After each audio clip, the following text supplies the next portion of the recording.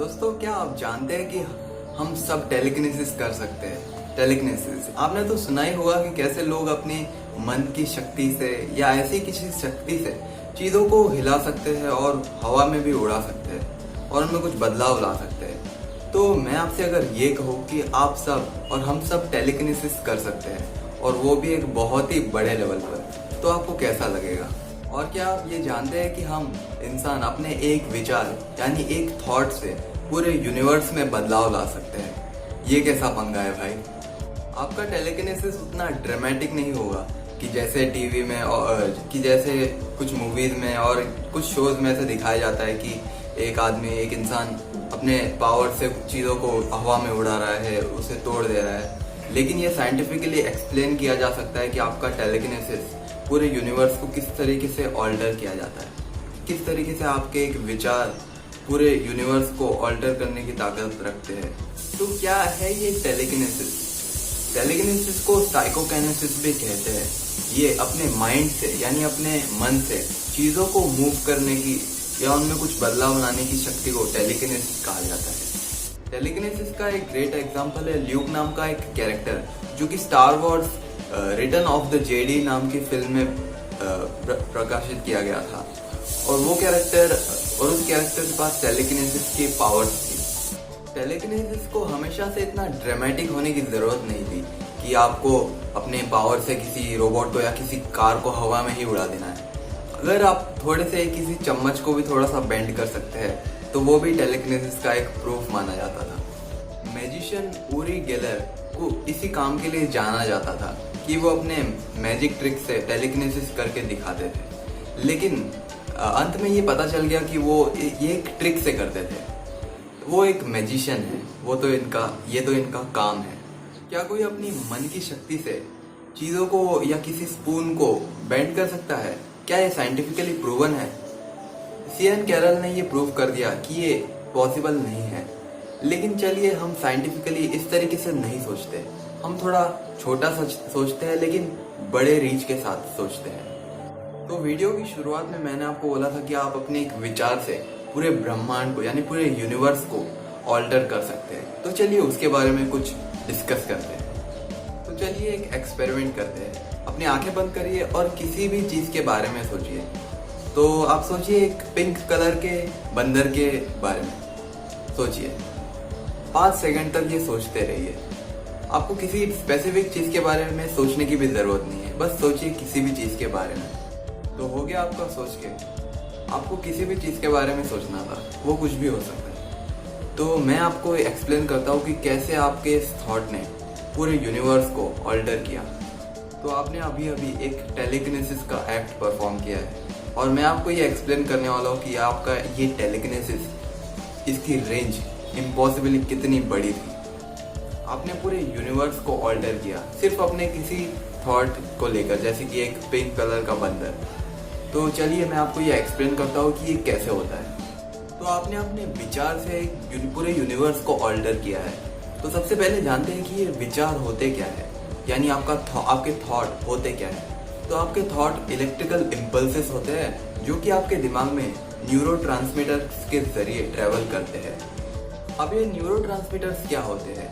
Neurotransmitters molecules होते हैं और हर मैटर की तरह ही उनमें भी ग्रेविटी होती है।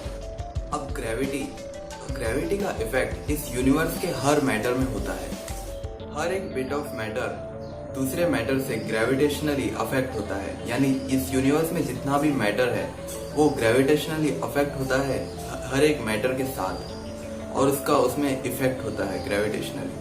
अब हुआ ये कि जब आपने एक पिंक मंकी या किसी भी चीज के बारे में सोचा, तो जो आपके दिमाग में न्यूरोट्रांसमीटर्स का मूवमेंट है, अब मैंने आपको बताया तो था कि न्यूरोट्रांसमीटर्स भी मॉलिक्यूल्स होते हैं और हर मैटर की तरह उनमें भी ग्रेविटी होती है। तो जब आपने किसी भी चीज के बारे में सोचा तो उस विचार यानी उस थॉट ने आपकी ग्रेविटेशनल फील्ड को थोड़ा सा अफेक्ट किया, थोड़ा अफेक्ट किया। और बहुत ही छोटा सा जो चेंज था आपकी ग्रेविटेशनल फील्ड में, उसने पूरे यूनिवर्स के सारे एटम्स में थोड़ा सा बदलाव लाया, बहुत ही ज्यादा छोटा।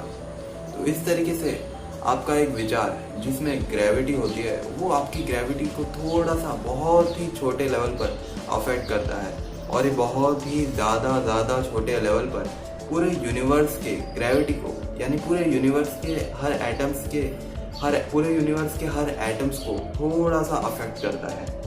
और आपके इसी विचार ने पूरे यूनिवर्स के एटम्स के मूवमेंट में थोड़ा सा चेंज लाया। वो चेंज बहुत ही ज़्यादा छोटे लेवल पर था, लेकिन फिर भी आपके सिर्फ एक विचार ने, यानी एक थॉट ने पूरे यूनिवर्स को थोड़ा सा बदल दिया। तो सोचिए ये कितने बड़े लेवल का टेलीकिनेसिस है। लेकिन अब भी और एक्सप्लेनेशन बाकी है। तो जो आपने जो थॉट सोचा था, उसने जो ग्रेविटेशनल फील्ड बनाई थी वो किसी चीज़ से नेगेटेड हो जाएगी। जैसे किसी बड़े चीज़ से, जैसे कि जुपिटर की ग्रेविटेशनल फील्ड आपके उस थॉट की थोड़े से छोटे से ग्रेविटेशनल फील्ड को कैंसिल कर देगी। हाँ, ज़रूर कर देगी। और आपके ये विचार के ग्रेविटेशनल फील्ड इतने ज़्यादा छोटे थे कि इसे कोई पास में आपके कोई बिल्ली चल रही है या कोई कुत्ता चल रहा है तो उसकी भी ग्रेविटेशनल फील्ड आपके इस थोड़े छोटे से थॉट के ग्रेविटेशनल फील्ड को अफेक्ट कर उसे नेगेट कर देगी, यानी उसे कैंसिल कर देगी। ये भी हो सकता है कि आपके बाजू में रखे किसी चेयर या आपके ज़मीन के नीचे धरती भी आपके इस छोटे से ग्रेविटेशनल फील्ड को कैंसिल कर देगी, लेकिन फिर भी उसे कैंसिल करना पड़ रहा है। यानी आपने जो विचार आपके मन में आया उस विचार को कैंसिल करना पड़ रहा है किसी चीज़ को। तो ये पूरे यूनिवर्स को अफेक्ट करता है, लेकिन ये मत सोचिए कि ये कैंसिल कर देगा तो पूरे यूनिवर्स में इसका अफेक्ट बिल्कुल ज़ीरो होगा। नहीं, ये ज़ीरो नहीं है। मतलब आपके इस थॉट को कोई चीज़ कैंसिल तो कर रही है तो ये पूरे यूनिवर्सल लेवल पर अप्लाई करता है। अब सोचिए दो आइडेंटिकल यूनिवर्सेस के बारे में। एक यूनिवर्स में आपने एक पिंक मंकी के बारे में सोचा और दूसरे यूनिवर्स में किसी और चीज़ के बारे में सोचा, जैसे कि एक पिंक जिराफ के बारे में।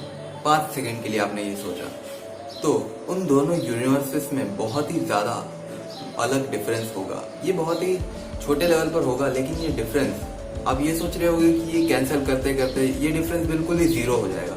नहीं, ये डिफरेंस रहेगा, यानी आपके इस थॉट का इस पूरे यूनिवर्स पर इफेक्ट रहेगा और वो नॉन ज़ीरो होगा, यानी वो इफेक्ट रहेगा। और ये दोनों यूनिवर्स बिल्कुल ही अलग हो गए।